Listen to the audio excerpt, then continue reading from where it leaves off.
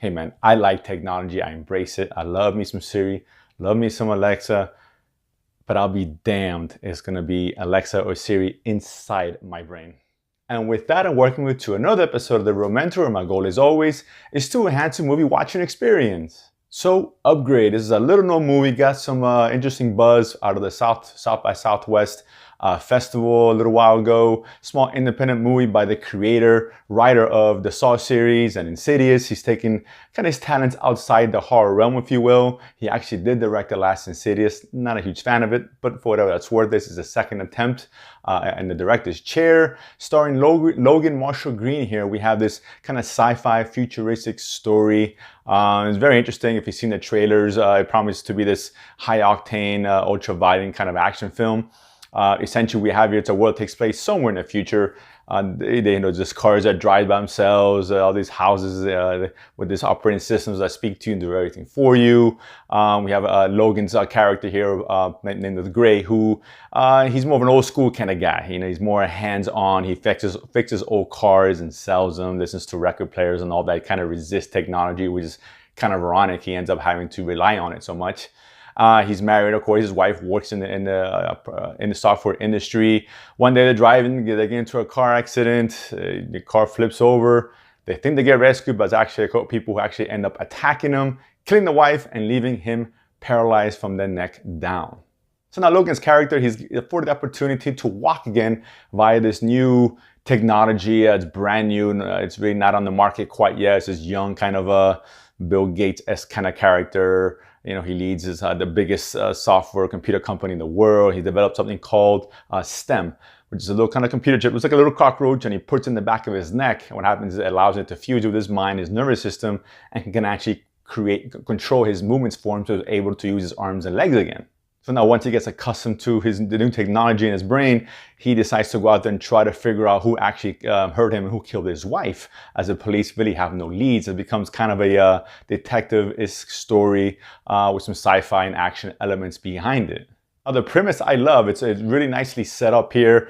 It becomes almost like a buddy cop movie, except differently because both guys are actually in that guy's head, meaning that the computer chip can actually talk to him, and only he can hear himself, and they have these conversations, interaction as he learns what he's able to do now with his new abilities. The STEM kind of helps him out, uncover the mystery of who actually killed his wife, and can actually take over his body and control his movements, which is pretty cool because it leads to some very interesting and exciting action, very well shot. I like some of the angles that they use and some of the kind of phonetic pace behind it. Essentially, and what's great about Logan here, who did such a great job, because he has to do all this physicality behind all these movements and kung fu, whatever you want to call it, that when STEM controls him. But his face, his reactions is kind of apprehensive. He's not actually in control in those moments.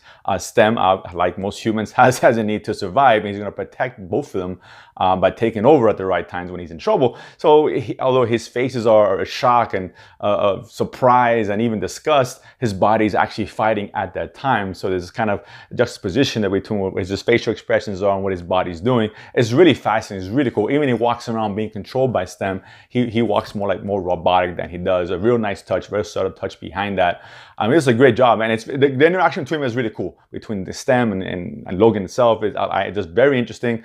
The action is cool. It's just really cool action scenes. It's hyper violent to an extent, but not as much as I thought it was going to be based on the trailer. On the trailer, I thought this guy was just gets the ability to walk, and he's out there just kicking everyone's ass, whoever's behind, until he finds whoever's behind his wife's killer. But he's very apprehensive. He doesn't even want to kill. It's actually STEM doing the killing, because the STEM as a computer knows that he has to get rid of these people so they don't come back after him.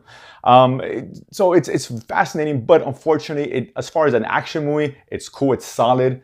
It doesn't reach the height I wish the trailers promised. It's some cool stuff in it, don't get me wrong. This is actually, overall, it's a very good movie. I enjoyed it. It's just more like a B-level sci-fi movie, because the sci-fi elements aren't explored enough to where this really could have been something really cool. This movie needed an extra 15-20 minutes, add a couple extra characters worth anything, because really it's just about the guy itself, the Logan's character, and that's basically it. There's a cop in there who's he's just there to be there, kind of useless. But for the most part, even the villains are underdeveloped. It would have been cool to see what the motivations are. They kind of touch on it, but kind of brush it aside. It really just becomes a story of him finding out who killed him and him going after everybody until he finally finds out the last piece of the puzzle, which there's two reveals at the end. One's super obvious from the very beginning. The other one actually kind of surprising, at least kind of an interesting ending to the movie, which I enjoyed. But essentially, the action didn't take it to the level I wanted it to be taken to. The sci-fi elements were a great premise, but not explored nearly as much as I would like it to have been. 20 minutes, double the budget. It's a Blumhouse production, so they're known for the frugal ways of budgeting, which is why they always make money. They're known primarily for horror movies for the most part, like Get Out, Happy Death Day, or some of the last few, of course. But this one, again, it could have used a big budget, could have used a little more character, a little more behind it. Could have been something great. Could have been a really good cult classic. As of now, it's a good solid movie. It's entertaining. I don't know if I tell you guys to go rush out to the theater and watch it, but it's definitely worth watching on Netflix, watching at home. Give it a try. You may enjoy it more than I did. If you like action, you like some good sci-fi, it has it. This is better than anything that Netflix puts out on their own. So it's definitely higher tier level material. Just not enough for me to say, you know what, it's the summertime. We got 50,000 movies coming out and a lot of good stuff coming out. The Infinity's out there, Deadpool's coming out, Han Solo, Incredibles 2. I don't know if this one, if Upgrade is one that you want to mix into that pot. If you go to the movies on a weekly basis, yes, you're going to be entertained. It's going to be enjoyable. If you're not, you're on the fence, watch it at home. You guys should definitely watch this at home. It's definitely worthy of that, if nothing else. So Upgrade, you guys are going to watch it. Check it out. If you see it, let me know what you guys thought. And of course, if you haven't done so already, subscribe below and feed my need to go to the movies and talk about it afterwards. See you guys next time.